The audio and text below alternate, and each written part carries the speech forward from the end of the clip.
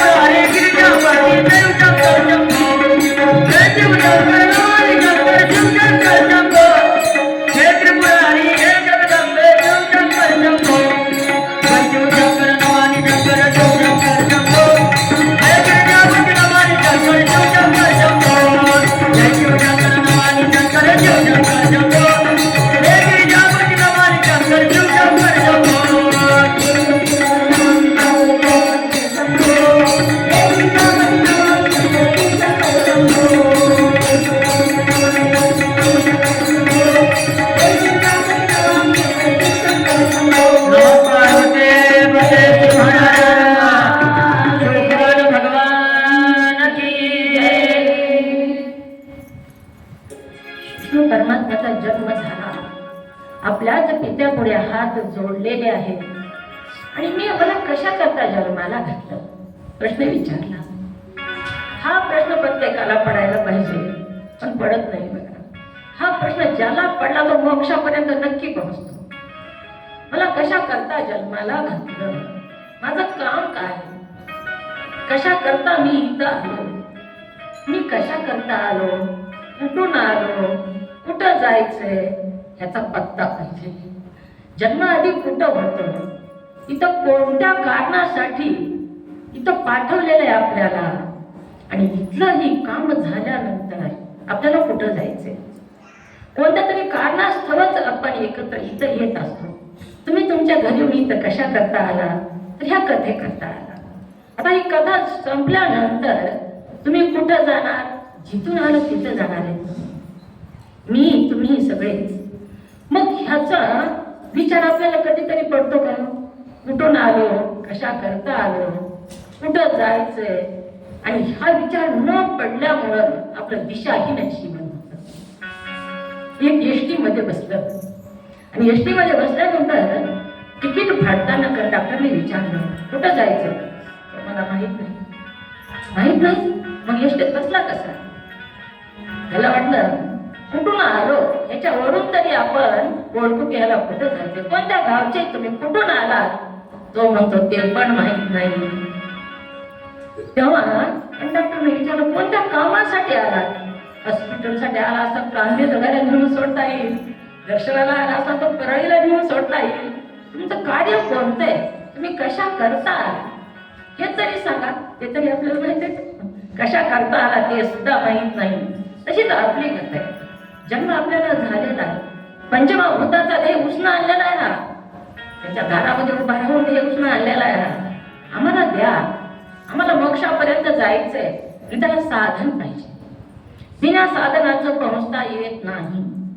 म्हणून कृष्ण मागून आणला त्या पंचमभूताकडून आकाश, वायू, जिंदगी कचरा एक घर एक ना एक दिन बनना पड़ेगा. मौत जब तुझको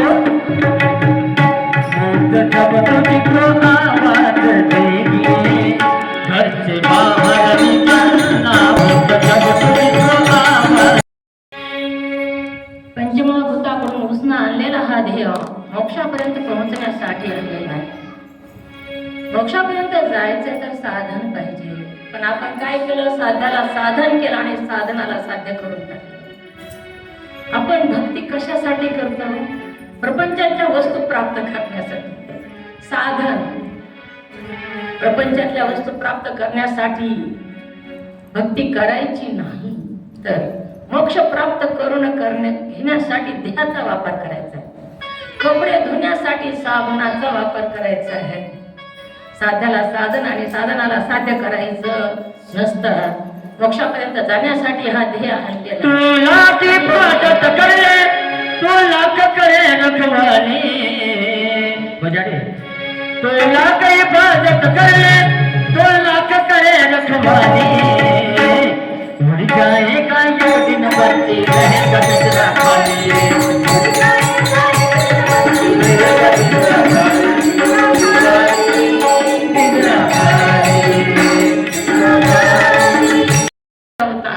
त्याला वाटू लागलं माझ्यावर ज्याने अत्याचार केला आणि हे अत्याचार केलेलं सगळं धुवून टाकून पुन्हा अजून इथं येईल, दुसऱ्या पण वगैरे अत्याचार करेल.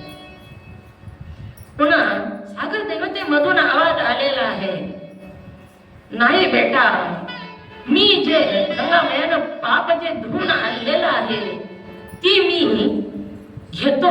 घेत नाही असं नाही, मी घेतो ते पाप, पण मी माझ्याकडे ठेवत नाही. वाफेच्या रूपानं काय करतो? मेघराजाकडे पाठवून देतो. म्हणजे पुन्हा त्यानं वरी मुख केलं आणि मेघराजाला पुकारलं आहे, हाक मारली. मेघराजा, सगळ्या जगाचं पाप का घेता तुम्ही? आणि म्हणूनच काळे झाला का? ढग काळे असतात बघा, म्हणूनच तुम्ही काळे झाला का? तेव्हा ढगातून आवाज आलेला आहे, बेटा, मी पाप घेतो, गंगामया धुवून नेते पाप, सागराला देते. सागर देवता वाफेच्या रूपानं माझ्याकडे पाठवून देतात, परंतु मी काय करतो तर ज्याच्या त्याच्या अंगणात नेऊन पोहोचती करतो. कधी वल्ला दुष्काळ, कधी कोरडा दुष्काळ, कधी शेती वाहून जाते. अशा प्रकारे ज्याचं त्याचं कर्म ज्याच्या त्याच्यापाशी निघून घालतो. म्हणून तीर्थयात्रा केली तरी पुन्हाची लागलेली बदवा धुवून जात नाही. ते कर्म ते भोगावंच लागतं आणि ते भोगूनच सारावं लागतं. सगळे जीवनाचे सार घ्यावे दानुनी सत्वर. जैसे ज्याचे कर्म तैसे फळ देतो ईश्वर.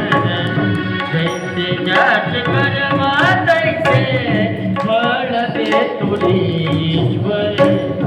जगी जीवनाचे सार घ्यावे दानुनी सत्वर. जगी जीवनाचे सार घ्यावे दानुनी सत्वर. जैसे ज्याचे कर्म तैसे फळ देतो ईश्वर. जैसे ज्याचे कर्म तैसे फळ देतो ईश्वर.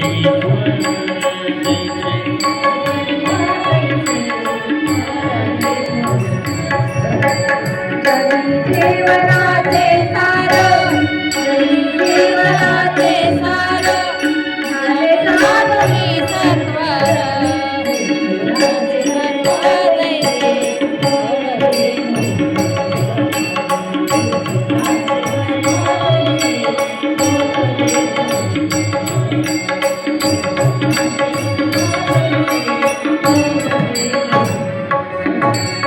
धनिक सुखासाठी आपल्या